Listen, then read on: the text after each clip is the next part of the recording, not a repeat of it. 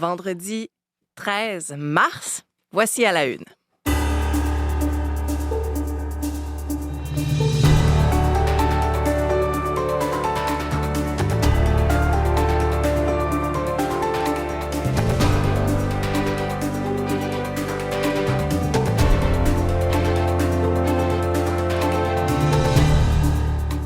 Bon début de journée, bon vendredi. Marie-Michel Bordua au micro.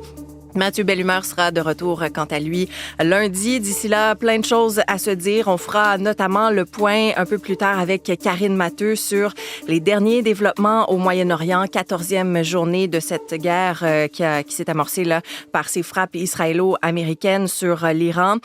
Et Israël, en cette 4e journée, dit avoir lancé ce matin une nouvelle vague d'ampleur sur Téhéran, les frappes qui viseraient les infrastructures du régime iranien. Pendant ce temps-là, il y a Washington qui a annoncé l'autorisation temporaire de la vente de pétrole russe stocké sur des navires. On y reviendra donc un petit peu plus tard. Mais tout d'abord, autour de la table, Véronique Méran, Olivier Pellerin. Bonjour à vous deux. Bonjour. Et pour compléter ce trio ce matin au Culturel, Alexandre Lepoutre. Bonjour Alexandre. Bonjour. Et on va notamment se parler de petits bijoux qui sont disponibles. N'importe qui peut désormais mettre la main là-dessus. Oui, des enchères assez uniques. Une mise aux enchères hier soir à New York. On découvre vraiment de nombreux trésors de la culture pop-rock. Des notes manuscrites des Beatles vendues plus d'1 million de dollars. Des instruments de musique ont appartenu à des icônes aussi du rock. Ou encore un peignoir vendu 1,5 million de dollars américains. À qui il appartenait ? Je vous donne la réponse dans quelques instants. C'est à suivre, ça nous donne ça le fait goût cher pour un peignoir de bain. Oui, voilà. Moi, j'ai entendu les Beatles, j'ai été intéressée. Après ça, j'ai entendu 1 million. Bon, on s'est calmé. On revient rapidement. Ça, c'est comme, Véronique, le froid, l'hiver, c'est pas terminé. Hein? Ça nous ramène à l'ordre ce matin. Ça nous ramène à l'ordre ce matin. On a atteint les premiers 15 degrés le 9 mars dernier. On se croyait au printemps. Et là, oups, les températures ont chuté après quelques jours de douceur, après ce verglas et tout, après cette neige abondante dans l'est du Québec. On est de retour avec un mercure sous zéro de façon générale ce matin. Moins 4 au centre-ville de Montréal, mais ça oscille entre moins 7, moins 10 pour les régions les plus au sud. Et qu'est-ce qui va nous rappeler à l'ordre aussi? C'est ce couvert neigeux qui nous avait délaissés sur les secteurs plus au sud et qui va revenir au cours de la soirée et de la nuit prochaine. On a un petit peu de neige à venir. Je dis un peu parce que quand même, là, les températures vont refranchir le cap du point de congélation samedi, donc ça va être limite fondant. Mais d'ici là, ce matin, il y a des flocons ici et là. Ça laisse pas d'accumulation importante pour Montréal, les Laurentides, la Naudière, l'Outaouais, secteur de Québec et la région, je dirais, Laurentides, la Naudière, Québec. Oui, c'est ça. L'Estrie aussi est là-dedans. Les nuages, par contre, assez présents. On pensait à un vendredi matin un petit peu plus ensoleillé. Le nuage est assez dominant. Il y aura quelques éclaircies, mais de façon générale, une journée assez nuageuse. Les températures remonteront entre moins 2 et 0 aujourd'hui. La nuit prochaine, ça reste à peu près stable, 0, moins 3. La neige commence tard ce soir. Ça se poursuit jusqu'à samedi, mi-journée à peu près. Des accumulations de l'ordre de 10 à 15 cm pour l'Outaouais, pour la couronne nord de Montréal. Et pour la rive sud, on ira avec un 5 à 10 cm, moins de 5 pour les secteurs les plus près de la frontière américaine. Québec est plus à l'est, il y en aura aussi, mais moins de 5 cm cette fois-ci parce qu'il y en est tombé de la neige. Là, lorsqu'on arrive au Saguenay, au lac Saint-Jean, tout l'est du Québec, c'est du 30 cm et plus qu'ils ont reçu récemment. Alors, en ce moment, la situation va se calmer. Le ciel va se dégager. Du côté du Saguenay, du lac Saint-Jean, du Bas-Saint-Laurent, aujourd'hui, on verra quelques éclaircies, mais ça demeure venteux. Moins 3, moins 5 degrés. Encore quelques averses de neige ce matin vers la Gaspésie, la Côte-Nord. C'est pas impossible. Les vents sont forts, donc il y a encore de la poudrerie en raison des chutes de neige récentes. On aura des températures qui vont osciller entre moins 5 et moins 6 du côté de la péninsule gaspésienne et la Côte-Nord. Les gens de l'Abitibi, c'est plus calme, nuageux, quelques éclaircies, moins 6. Oui, il y aura des flocons ce soir. Pas d'accumulation importante en lien avec le système. Et les secteurs plus à l'est, on aura de la faible neige intermittente samedi, un petit peu plus de soleil et de douceur dimanche. Mais je le disais, c'est moins de 5 cm pour les secteurs plus à l'est. Par contre, nord de l'Ontario, ça s'estompe graduellement ce matin. On a reçu 10-15 cm au total, secteur de Thunder Bay. Il en reste quelques-uns à tomber aujourd'hui.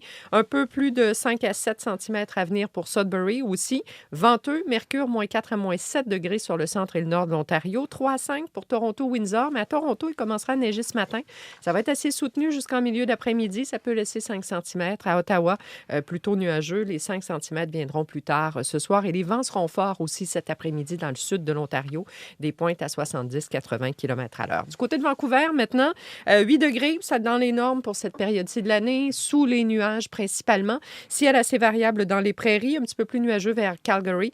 Les températures, -7, -8. C'est l'hiver quand même dans les prairies pour aujourd'hui et pour la fin de semaine. Là, -5 Regina, -8 à Winnipeg. Seul endroit où c'est ensoleillé, c'est sur le sud du Manitoba. Donc, le week-end sera hivernal dans l'ouest, mais à partir de la semaine prochaine, on aura des conditions un petit peu plus printanières. Et il y a aussi une poussée de douceur à venir sur le sud du Québec lundi, mais elle sera très brève cependant. Alors, long et sinueux chemin vers le printemps, mais on va y arriver. Les bottes, les manteaux encore, c'est bon. C'est pas fini. On les garde prêts. Merci, Véronique. SGA tries to shoot it.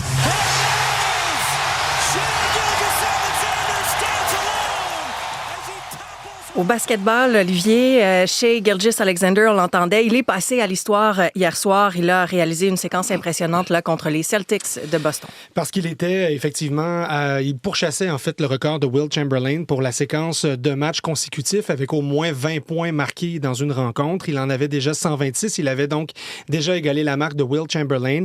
Et hier, le match entre le Thunder d'Oklahoma City et les Celtics de Boston retenait l'attention parce que cette séquence devait se poursuivre. C'est ce que tout le monde attendait et c'est ce qui est arrivé parce que Shai Gilgeous-Alexander, au troisième quart, a marqué son 21e point pour ainsi passer Wilt Chamberlain. C'est un record qui date de 63 ans.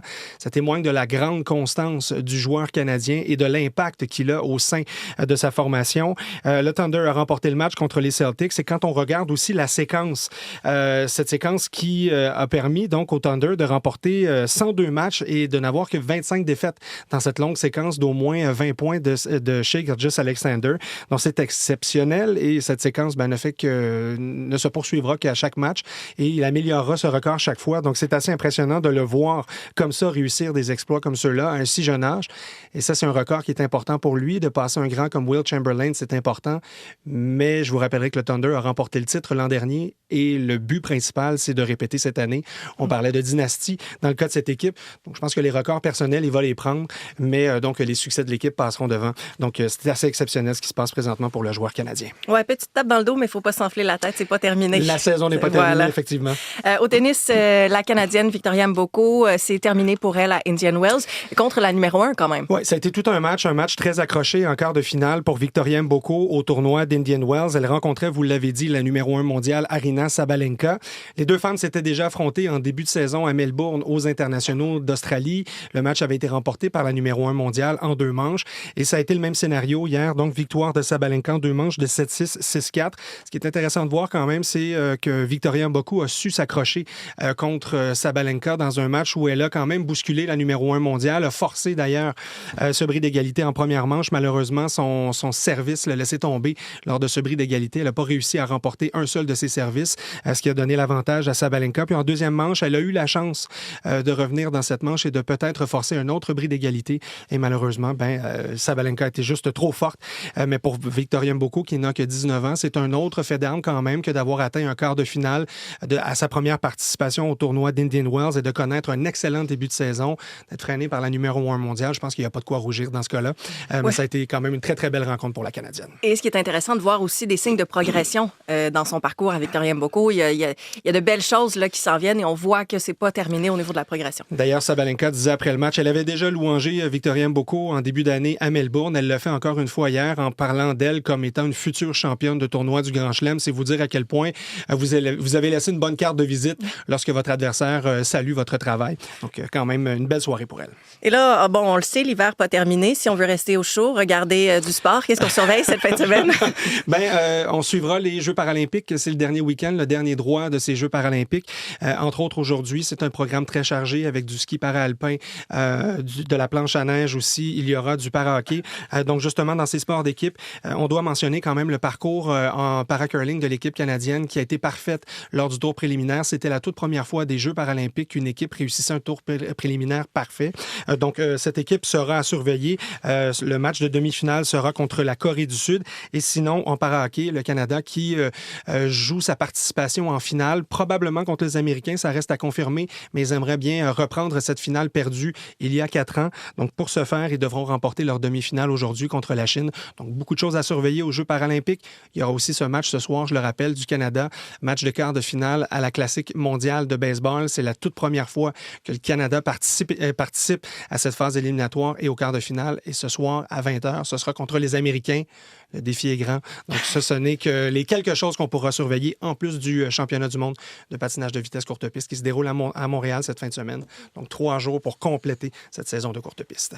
Merci, Olivier. Un Bonne fin de plaisir. semaine. À vous aussi.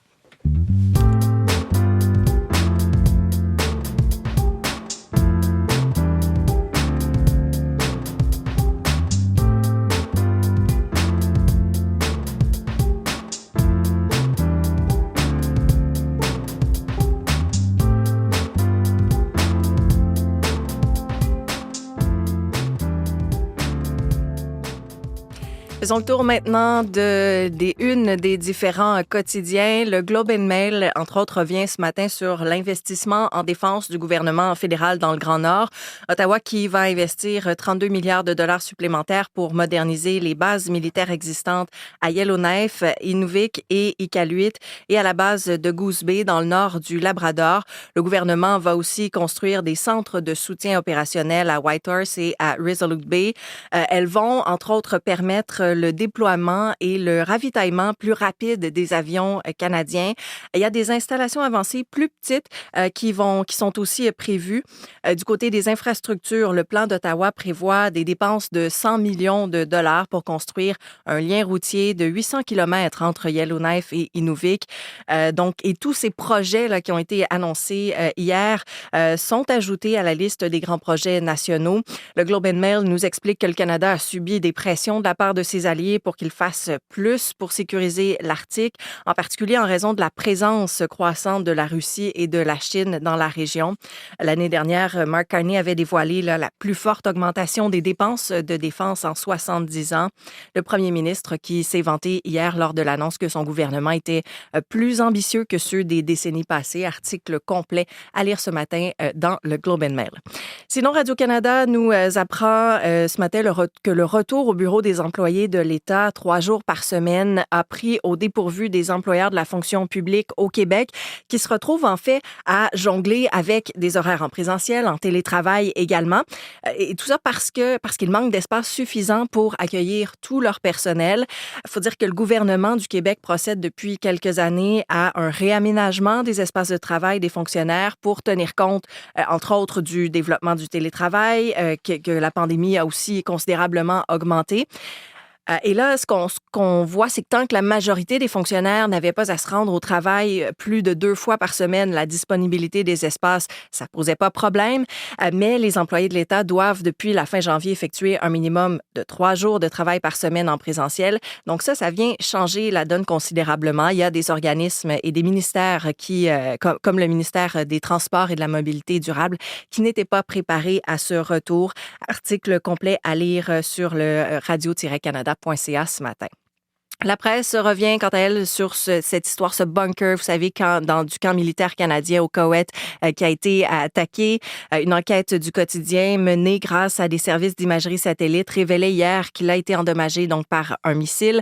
Ça n'a pas fait de blessés, cette attaque, mais la presse revient ce matin avec les partis d'opposition qui accusent le gouvernement Carney de les avoir intentionnellement tenus dans l'ignorance. Le manque de détails révélés sur cette attaque-là au début du mois, elle est d'autant plus inacceptable pour le Bloc que c'est le gouvernement de Mark Carney lui-même là, qui avait demandé ce débat exploratoire un peu plus tôt en Chambre sur la situation au Moyen-Orient. C'est à lire dans la presse ce matin. Sinon, le Journal de Montréal, lui, met en lumière un trouble neurologique méconnu. Il nous raconte l'histoire d'une Québécoise de 50 ans qui vit avec des douleurs constantes depuis 3 ans. Elle est atteinte, en fait, d'un trouble neurologique fonctionnel, a reçu un diagnostic en 2025, mais l'a reçu après 3 ans d'errance. C'est un trouble du cerveau qui cause une panoplie de symptômes physiques, mais pour lesquels les examens médicaux sont normaux. Donc, il y a également, il faut dire qu'il y a une seule clinique qui est dédiée aux troubles neurologiques fonctionnels au Québec. La liste d'attente est longue selon cette patiente. Le centre hospitalier de l'Université de Montréal où se trouve la clinique dédiée là, ne confirme pas les chiffres. C'est à lire ce matin dans le Journal de Montréal.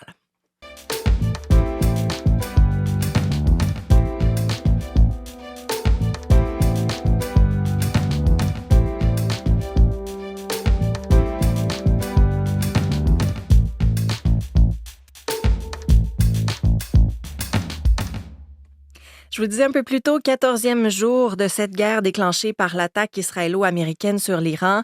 En ce 14e jour, Israël a annoncé le début d'une nouvelle vague de frappes d'ampleur sur Téhéran, sur le Liban aussi. L'Iran maintient de son côté que le détroit d'Ormuz va rester fermé.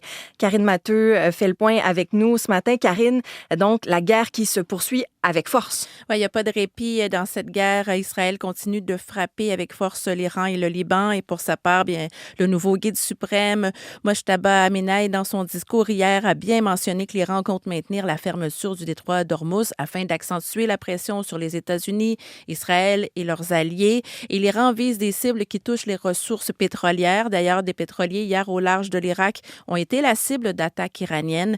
Je vous laisse entendre le professeur au Collège d'état-major des forces canadiennes et spécialiste de l'Iran, Pierre Pahlavi.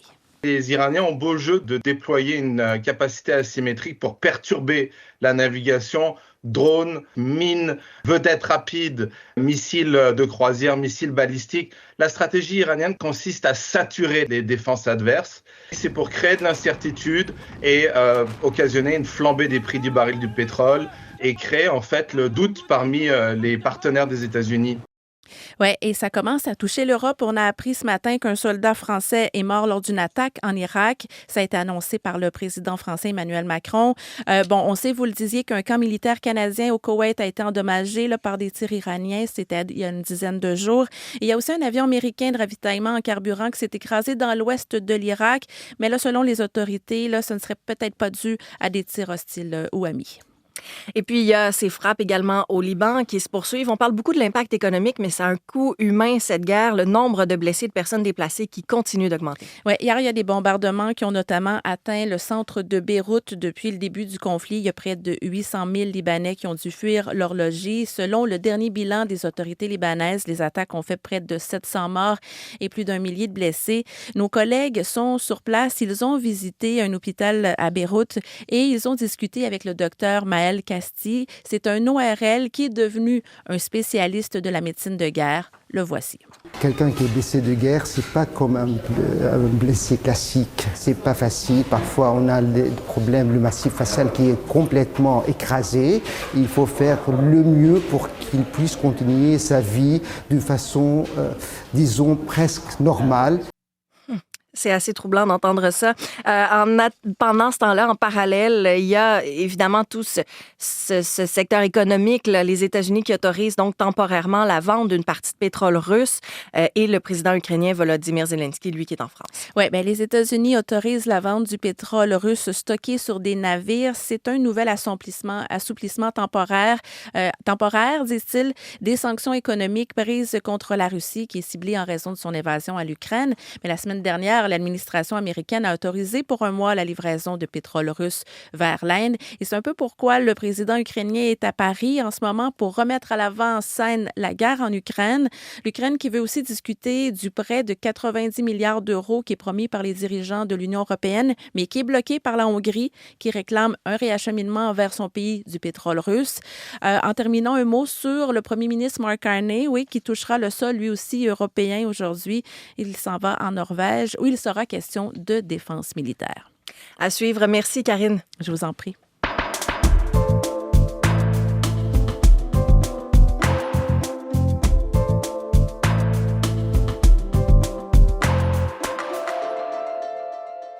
Hey Jude, don't make it bad.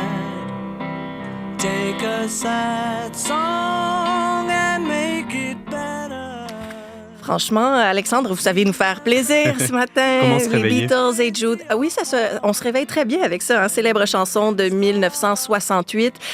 Et les paroles de cette chanson-là, paroles manuscrites, elles se sont vendues 1 million de dollars américains hier soir aux enchères à New York.